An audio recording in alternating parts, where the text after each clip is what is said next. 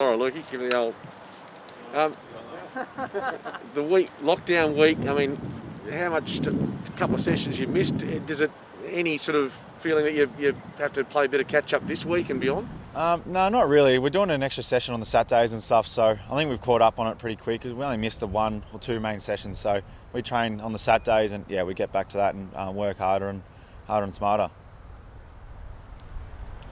When you look at the pre-season or the season coming up with the practice matches sort of still up in the air a bit, I guess, do you think you're going to be right to go in 6 weeks? And all clubs are in the same boat though.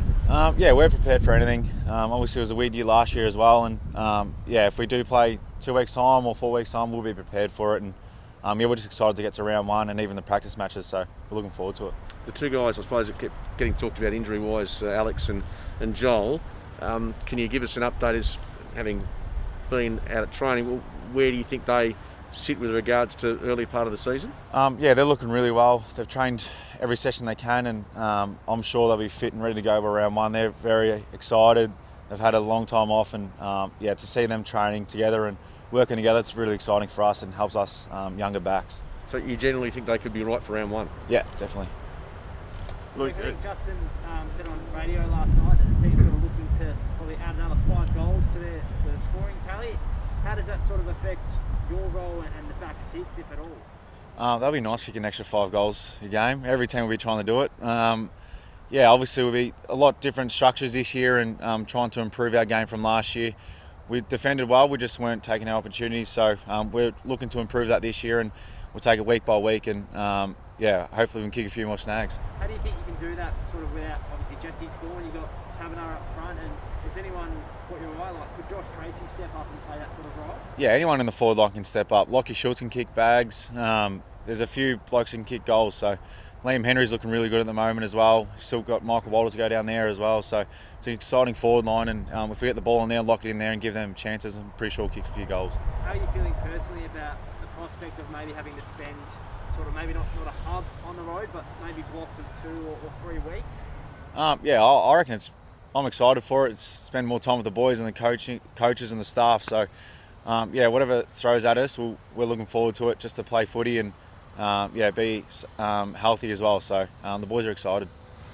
Obviously last season you had to sort of implement Justin's new defensive sort of setup and game plan off a lockdown, which must have been hard, I suppose. Are you feeling like everything will click a bit better this year, having been able to train mainly together? Well, we've had the experience last year.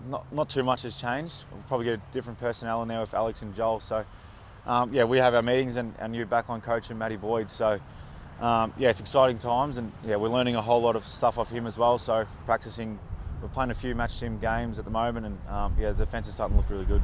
And I guess your role now, with a lot of guys coming back, is pretty fixed as that sort of third tall, and you can be pretty attacking, maybe? We've got a tall back line. I might not even be third tall, I just might be the bloke in the back pocket. So, I'm excited for any role I get. As long as I'm playing, I'm happy. How do you approach then, given how good your season was last year, to maintain that or even go to the next level? Have you had a chat to Justin or anyone and thought about, you've set the bar there now?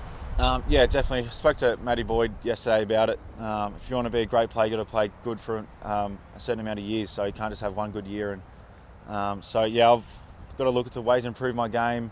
Obviously it's going to be a different role this year, but I'm excited for it, and just really pick the brains off the older guys, and then JL and Matty Boyd. So looking forward to it.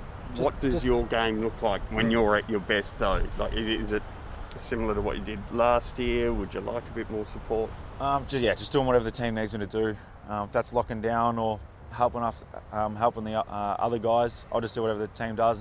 I'm not too really worried about what my footy's like, just as long as I'm doing the team thing. When you look at a lot of teams, a sort of a back 6 might seem fairly obvious. Down at Freo, it could be anyone's guess. Do you have an idea of what it looks like personnel-wise?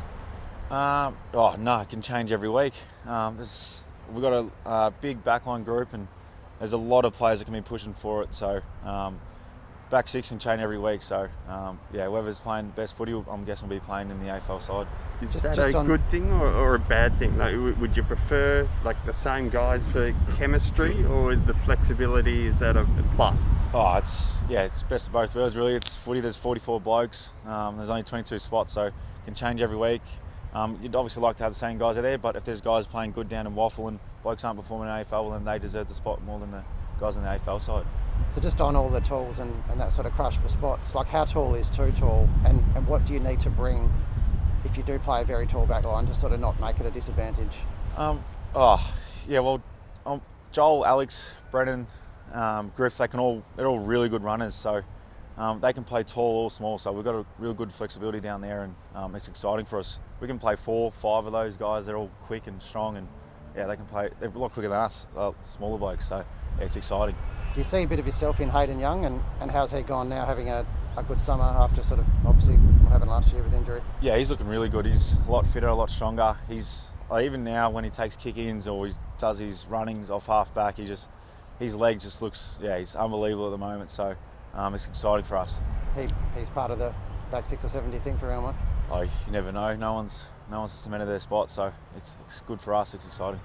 Who's I know you like horse racing. Who's, in terms of black bookers on the track, who are even the young guys? Is anyone sort of training the house down and you're sitting back thinking, geez, he's flying this time of year?